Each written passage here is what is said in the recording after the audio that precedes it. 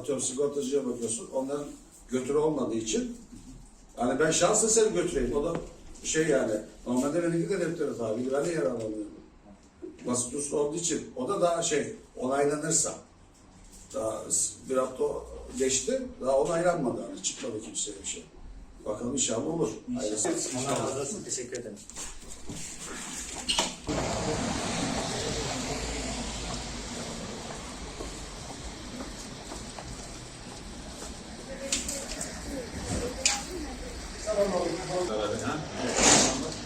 Maske mi getirdin? Evet, Sağ ol, maske çok getirdim. teşekkür ederim. Çok sağ ol.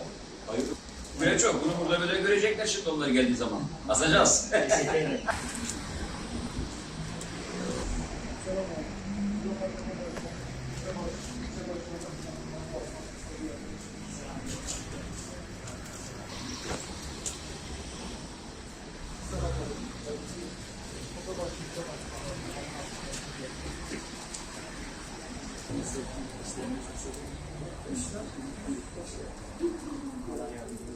Herhalde sadece servis yapıyorsunuz.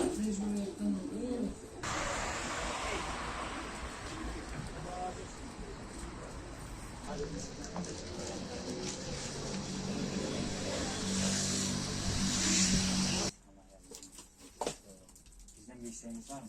Teşekkürler. Biz teşekkür ederiz. Kolay gelsin.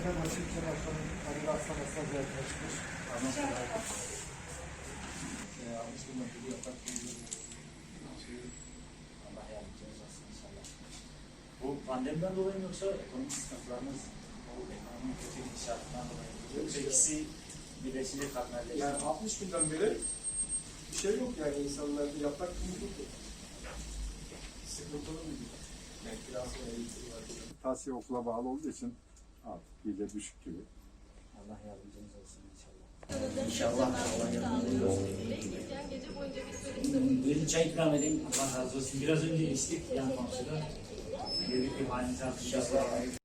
Bugün Gazi Yakup Sartar Caddesi üzerinde bulunan esnaflarımızı ziyaret ederek maske dağıtımında bulunduk. Esnaflarımızın sorun ve sıkıntılarını dinledik. Esnaflarımız genel olarak ekonominin kötü gidişatından ve pandemiyle beraber gelen yasaklardan dolayı kötü etkilendiklerini gördük ve özellikle birçok esnafımızın maalesef kepenk kapattığını gördük ve birçok esnafımız da maalesef kepenk kapatma noktasına gelmiş. Bununla ilgili yetkililerden kendilerine yardımcı olmalarını ve esnafımızın yanında olmalarını talep ediyoruz.